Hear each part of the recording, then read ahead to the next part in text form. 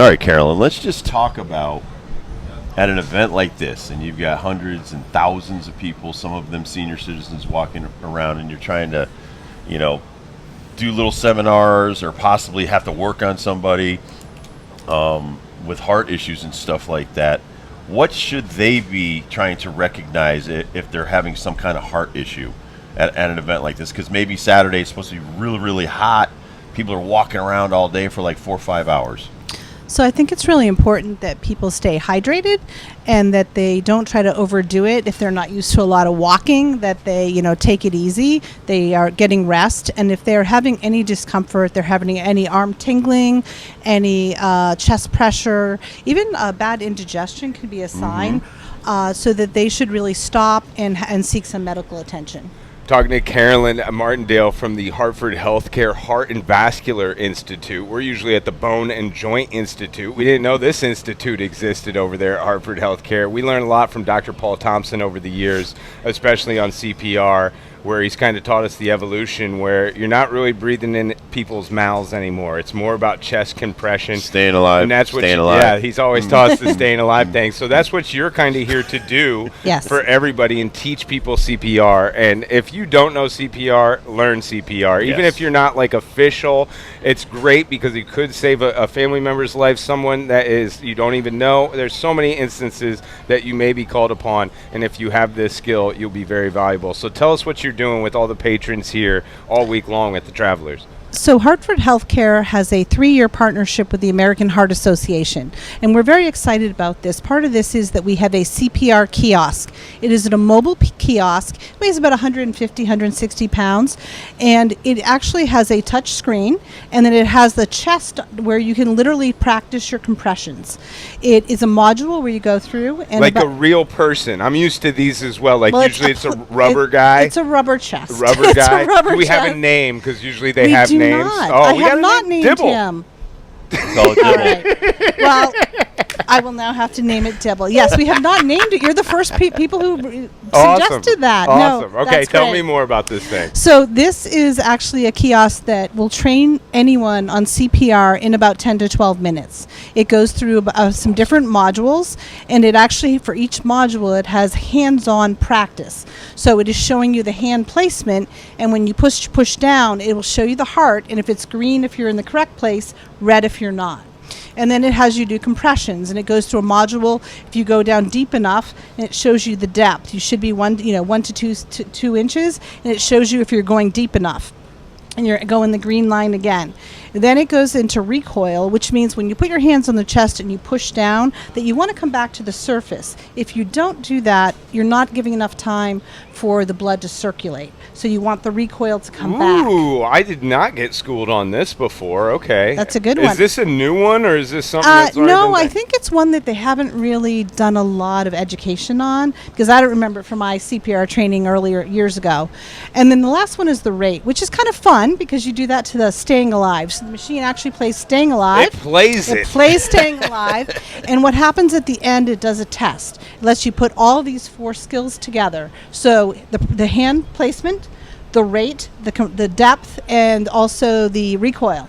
When the end of the test, 30-second test, it will give you a rating in each of the 4 areas, and it will going to give you a combined score. So if one of the areas you're low, it may bring your score down, but you may have 100% in everything and maybe a 60 in one. You can go and you can take this as many times as you want. So what we're doing this 3-year, we've actually now had it a little over a year, and we have had it in many different locations throughout Connecticut. It was down in Bridgeport at a YM Girls and Boys Club. We had it here last year, so we're excited to bring it back. And we have it here over in our sports zone. And then it was at the Greater Hartford Pro-Am basketball tournament last summer at St. Joseph's, and it's going back to West Hartford. Over the holidays, we had it at West Farms Mall, which was really great. Lots of families and people were interacting. And then last summer, we also had it at the Yard Goats, which was really fun because a lot of children were getting to learn how to do it. So it's very easy. Anyone can really do it. We've trained over 5,000 people in the first year. Great job. That is awesome. Yeah. That is awesome. Talking to Carolyn Martindale, talking some CPR from Hartford Healthcare, and we're out here at the Travelers Championship. What are some of the most common questions people ask you, especially like, the difference between maybe a male adult, female adult, and maybe a baby? I mean, that one's a little bit different, trying to figure out where the heart might be on an infant or something like that. But what are some of the most common questions where people might be fearful of getting involved? I think people are very fearful. In Connecticut, our bystander CPR rates are amongst the lowest in the nation. Really? Yes. That sucks. Yes. And that's part of what... That's hard to believe. It's hard to believe. That's why Hartford Healthcare is partnered with American Heart Association. And we are also in our larger cities. In Connecticut, the rates are even lower. So Hartford particularly is very low. So what we are trying to do with this kiosk is we are trying to bring it to the neighborhoods, to the community centers, to the churches, to the schools, so that we're bringing it to where people are at so that they can have an opportunity to learn.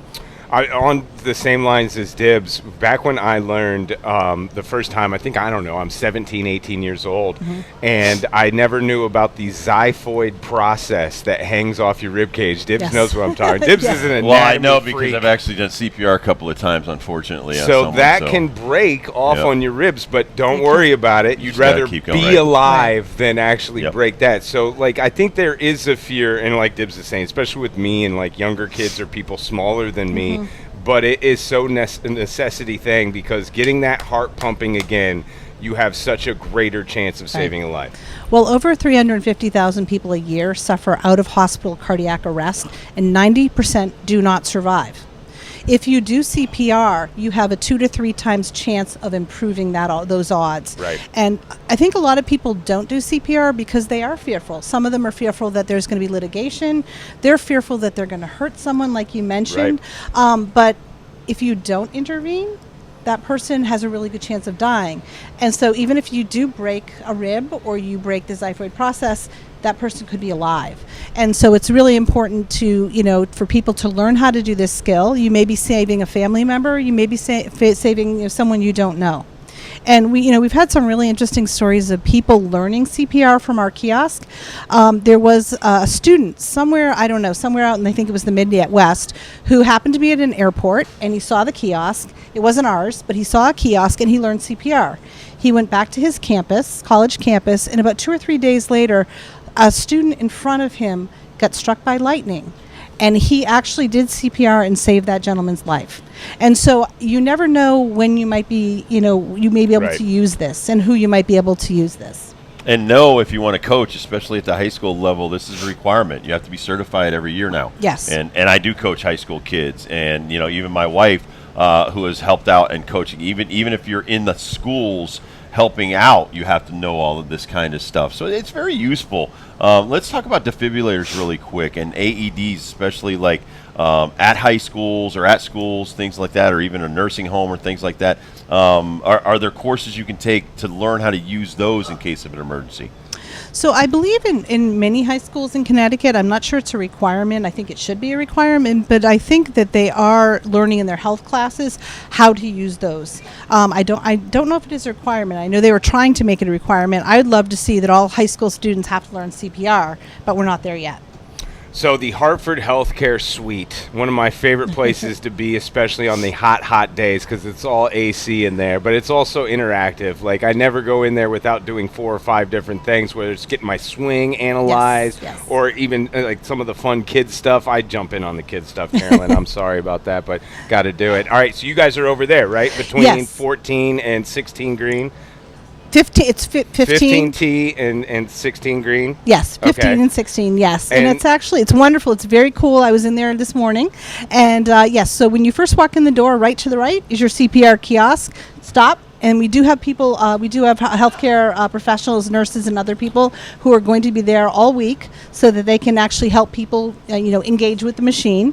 We do have the swing analysis, and we have our professionals from our rehab network who are there to help you with that. We do have some fun games where you can win prizes, and it's a great place to stop by. Now, you're not getting people certified, though. We're just educating today and throughout the week. So this is not a certification. It really is just an educational tool. But we are hoping that people become interested, and if they're not fearful, that they may go on. Part of when we're going to communities is we're looking to see if we can find community champions who might want to learn CPR and become, a person in their community that others would come to get certified.